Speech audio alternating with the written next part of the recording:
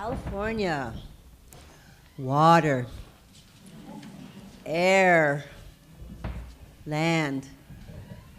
There's many, many fields to go into, and it's a big, big um, topic. Um, California wants to separate North and South California, two states. We're fighting over water. I come from the Klamath River, which is right in the middle of U.S. jurisdiction between Mexico and Canada. And we have the Fraser River, we have the Olympia River, we have Sacramento River, but Klamath lives in the middle of it. And so Southern California wants the water from the Trinity River. We have what we call geoengineering, in that we're looking at chemical trails in our skies. We have 12 water systems whereby we seed the clouds so that we may have rain, so that it will fill the reservoirs throughout California. There's 12 of them. It's a policy accepted by the state of California, but aluminum nanoparticles are being dropped in the air.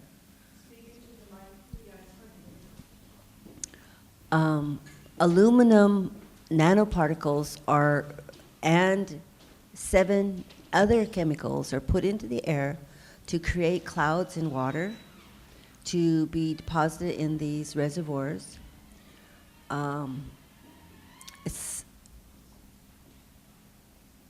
Aluminum changes the pH to the soil. It is not viable to grow things. And we have forests that are being depleted and ruined, whereby we need to watch. As far as water, when we're talking about fracking and oil extraction, we are cutting into the ground.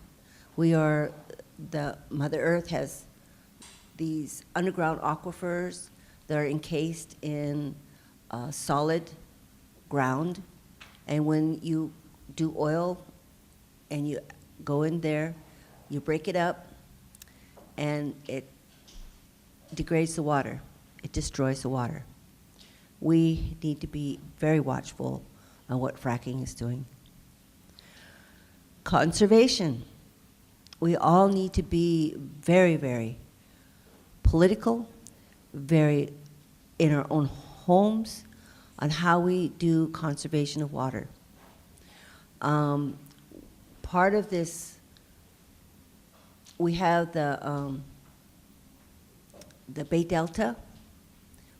I went to the National North American Congress of Conservation Biologists up in Missoula, Montana.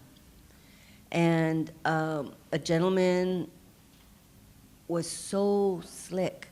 He was so compelling. And he spoke, he had a picture of the Sacramento Bay Delta, and he had a picture where Sacramento came into the Delta. And then he explained about the endangered species and explained about the water flow and where it went and how it went. It was very wonderful. But what he didn't explain was that part of that water came from the Trinity River, which right now is dying. They have not allowed the water from the dams to go down in the wintertime to flush out the river. And so when the moss dies in the river, it turns black at the bottom of the river. And so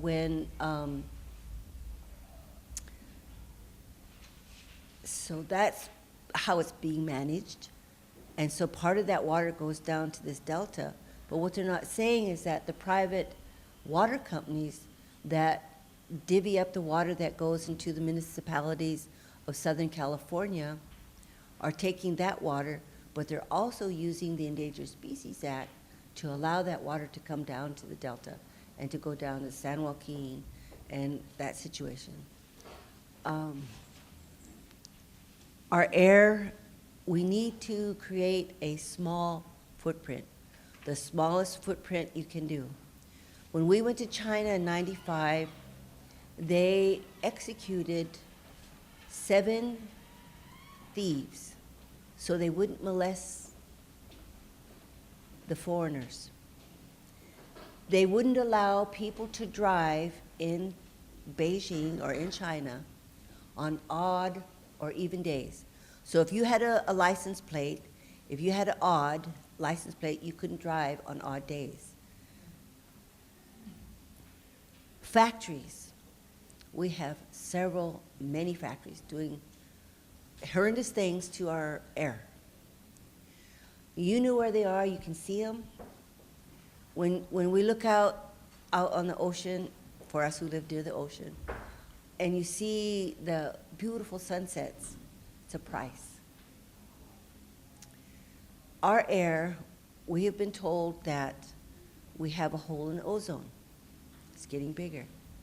When we have lightning, we create ozone. So whatever is in our atmosphere that attributes to lightning is something to look at.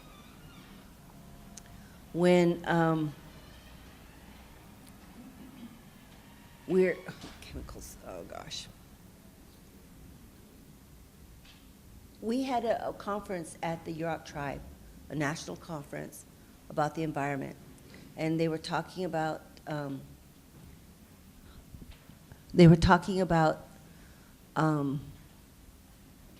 facility that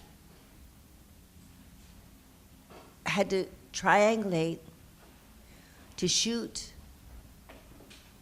energy up into the atmosphere. So when the jet stream would fly, that they would change the jet stream so that the weather would change.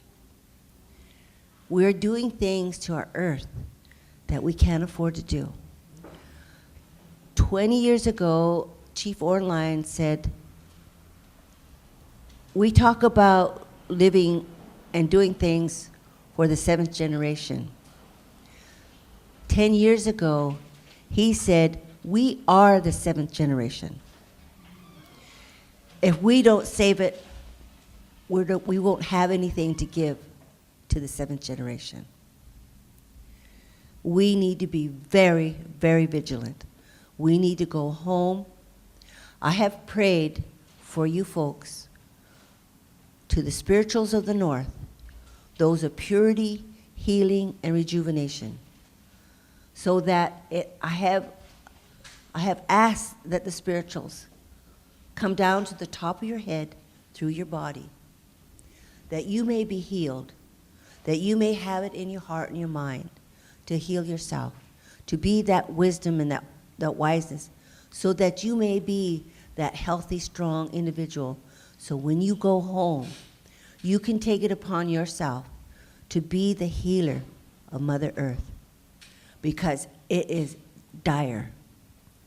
We've been told about the trees and how they sequester CO2, carbon monoxide, how we enjoy our oxygen and we breathe out carbon monoxide. You need to protect the trees. California and Oregon and Washington up into Canada, we have trees. But the policies of taking the trees and not putting more trees back, disturbing the water that's there when they take the trees, is not respecting it's like in Tri-Valley Care when they talk about nuclear energy, nuclear things. There's always somebody downwind. So whatever crap you put in the air, in the water, somebody else is going to have to take a part of it. So that conservation, however you figure what that is in your community, that conservation is paramount. And so that's the message today. Thank you.